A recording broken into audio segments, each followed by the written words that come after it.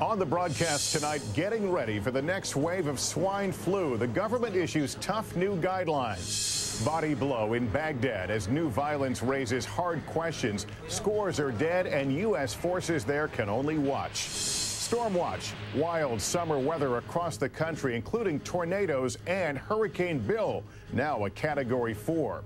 Where's it headed next? And right off the bat, finding common ground between immigrant kids and the cops who patrol their neighborhoods.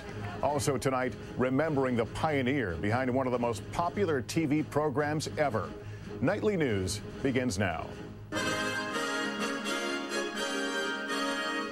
From NBC News World Headquarters in New York, this is NBC Nightly News with Brian Williams.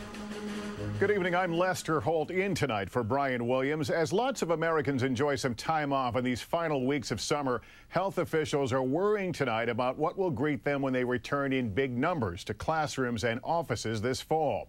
As scientists race to test and distribute a vaccine for swine flu, it may be a case of too little too late to head off an outbreak of the disease. And so today officials declared the American workplace as the next line of defense. Our chief medical editor, Dr. Nancy Snyderman, is with us to explain. Nancy, good evening. Good evening, Lester. Government health officials have been brainstorming for weeks now, working on guidelines for what is expected to be a rough flu season. And this time, their focus is the workplace. Today, the government issued new guidelines to prepare businesses for what is expected to be a tough swine flu season. Send a message loudly and clearly to the employees that if they are sick, go home and stay home. Don't come back to work until after 24 hours with no fever. Bottom line, plan for the worst, be flexible, and make sure employees get vaccinated. It's so important that businesses... The amount of vaccine that we need. Right now, the race is between the virus and the vaccine, and the best thing everybody can do right now is go out and get your regular seasonal flu vaccine, and then when the swine flu shot is available, get that too. Lester? Nancy, thank you. Overseas now, this was one of the bloodiest days in a very long time in Iraq, and certainly the most violent since U.S. forces withdrew from Iraqi cities in June. Multiple bombings killed at least 95 people in Baghdad and wounded more than 500. A major test for Iraq's security forces and for U.S. policy. We get more now from our Pentagon correspondent, Jim Miklaszewski. Mick, good evening. Good evening, Lester. U.S. officials are already blaming al-Qaeda for today's bombings in an effort to stir up sectarian violence. But who's ever responsible? Today's bloody and blatant bombings raise serious questions about Iraq's ability to take over its own defense. 6 powerful bombs rocked Baghdad within minutes in one of the deadliest days of the entire Iraq war. 12,000 killed and wounded. We won't do it again. We shouldn't do it again.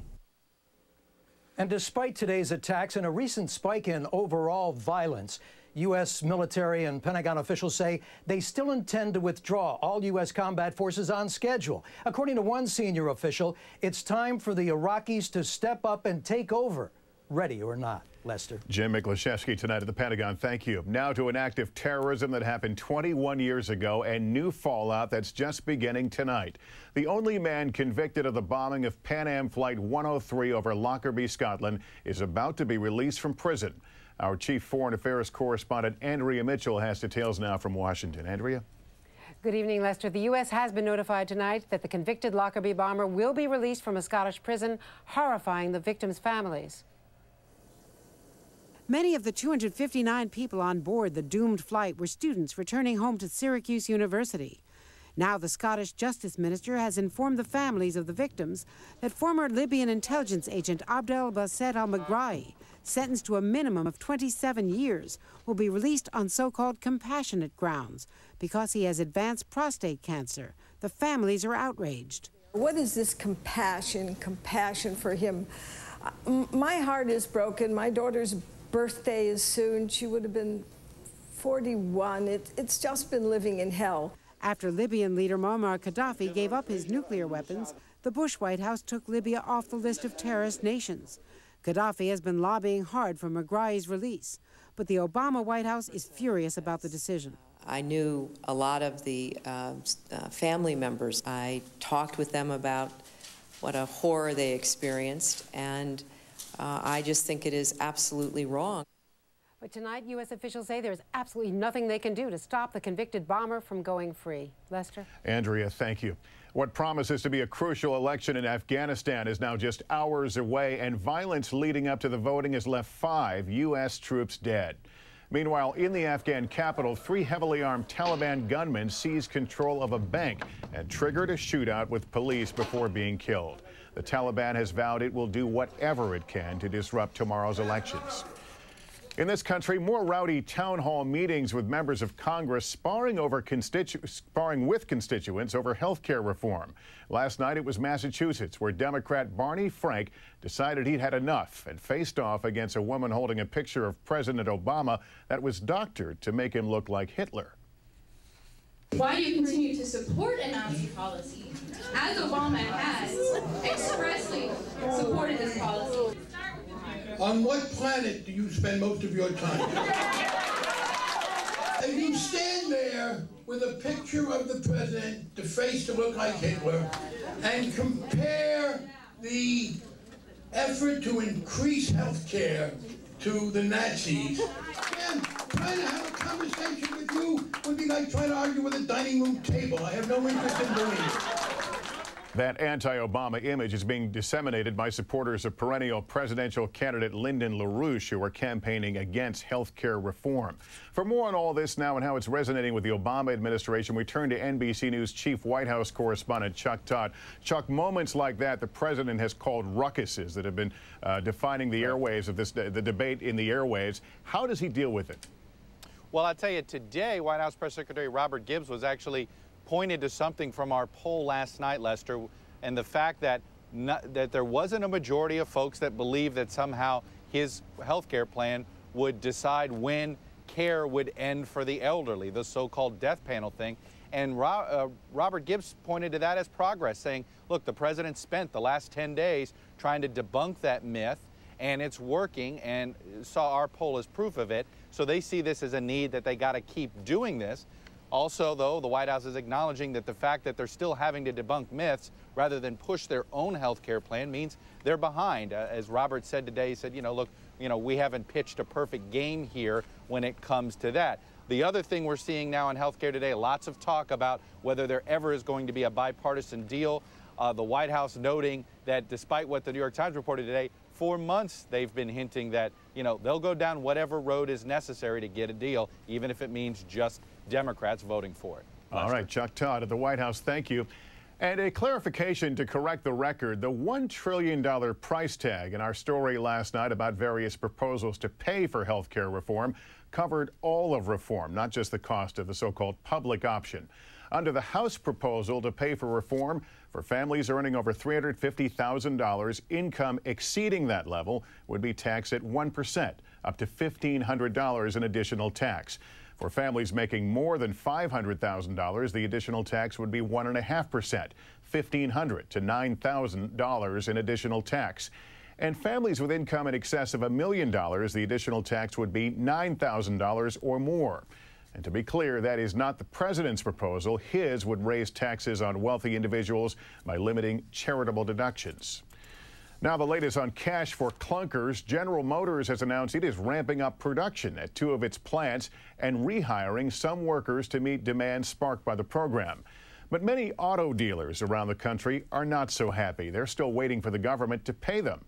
Our report tonight from CNBC's Phil LeBeau. No, because we have to send all the documentation. For Maureen Joyce, the waiting game is getting old. I probably have a little over $100,000 that I'm waiting for. Phil LeBeau, CNBC, Chicago. On Wall Street today, stocks erased early losses after a big drop in oil inventories raised hopes about increased demand. The Dow finished the day up more than 61 points. When Nightly News continues on this Wednesday evening, summer storm season in full swing, and where's the giant Hurricane Bill headed now? And later, police officers and neighborhood kids finding common ground in the love of a game. They may call these the dog days of August, but there's been nothing lazy about them in big parts of the country. Multiple tornadoes, heavy rain across a huge area, and a giant hurricane named Bill are making it more like the dangerous days of August. Here's NBC's Ron Mott. The dog days are here and the bites are getting bigger. A menacing funnel cloud near Pikes Peak in Colorado, flash floods and high winds in Florida's Panhandle. When Mother Nature gets... And now with a major hurricane churning, calm may give way to worry. What we've got out there is a 135-mile-per-hour wave machine east of Puerto Rico. It will continue to track off to the west-northwest and turn northbound as we go for the next couple of days, and that means the waves will propagate westbound as well. Dangerous surf and some coastal erosion this weekend on the East Coast. The lazy days of summer, no more. Ron Mott, NBC News, Atlanta. There was eye-opening new information from the government today about women and drunk driving. The number of women arrested for drunk driving has gone up almost 30% in the last decade. And in the past year alone, the number of women driving under the influence and involved in a fatal accident went up in 10 states. The problem was highlighted by a wrong-way crash in New York last month involving an intoxicated woman that killed 8 people. When we return in just a moment, remembering the man behind 60 Minutes, television legend Don Hewitt.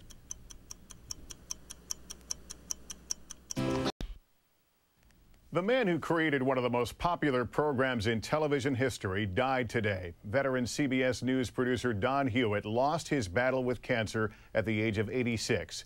He was a true pioneer in the business, an innovator with a long string of credits, including one program above all, 60 Minutes. It is one of the most successful programs in television history, and the man behind it was Don Hewitt. Never once did we do anything to attract a rating. Ratings sought us. We never sought them. 60 Minutes, Volume 1. Hewitt created 60 Minutes in 1968. From the beginning, a mix of investigative pieces, profiles, and big interviews. And he ran the show for decades, assembling one of the best teams in the business. I'm Morley Safer. I'm Mike Wallace. Everybody who works for me is smarter than I am. Everybody who works for me is better read than I am. I think I got pretty good fingertips, so you feel it. He got into journalism early, first in newspapers. Then, after World War II, something new, television. Nobody that I knew of any importance at CBS Radio would deign to be caught in television was for howdy doody. He helped invent television news, including See It Now with Edward R. Murrow, the CBS Evening News with Walter Cronkite, and the landmark first televised presidential debate between Richard Nixon and John F. Kennedy. But Don Hewitt's greatest legacy remains 60 Minutes, still going strong in its 5th decade. An unmatched achievement built on a simple premise. I always said 60 Minutes is about 4 words that every child in the world knows. Tell me a story. Don Hewitt was the executive producer and driving force behind 60 Minutes for 36 years, only stepping down in 2004 when he was 82. As another veteran of this business, our colleague Tom Brokaw said today, we were all students of his genius. When we come back, building a bridge between kids and cops, one game at a time.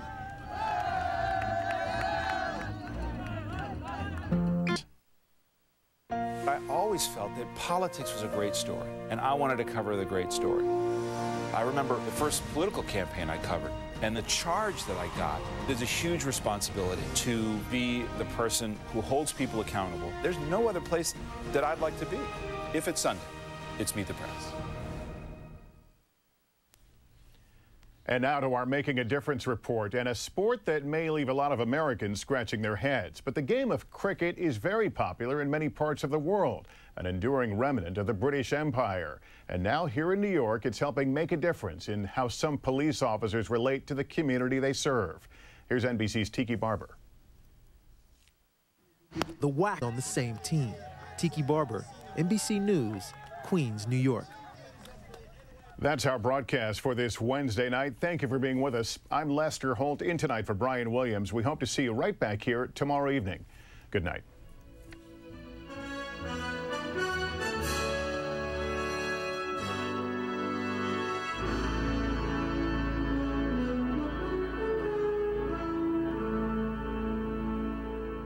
Tomorrow, a Today exclusive. 3 American hikers arrested in Iran. Now, their mothers speak for the first time, only on Today.